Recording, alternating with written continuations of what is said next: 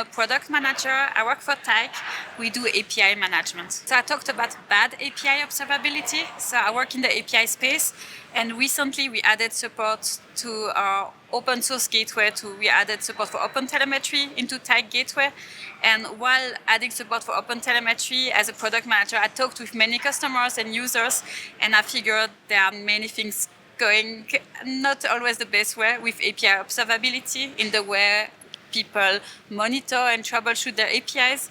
So I took the opportunity to give a presentation of some bad practices to inspire people to aim for better practices. So the first one is to forget about the end user. So we see many people looking at dashboards of data, error rates, time for the API took, the duration, but not thinking about the user view. And when you deal with APIs, you actually have two kinds of user. The first is the developer, the first experience when trying to integrate with your API. And the second is once your API is integrated into a service and being used by other users of that service is more about reliability, seeing what's going on. And one recommendation that I gave is really track what the users are doing.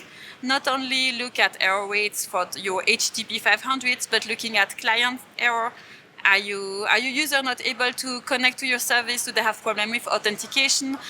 Did you miss something in your sample code? Maybe you have old sample code that show how to integrate with your APIs and you forgot to update them and the user are just hitting with errors when they try to test your API.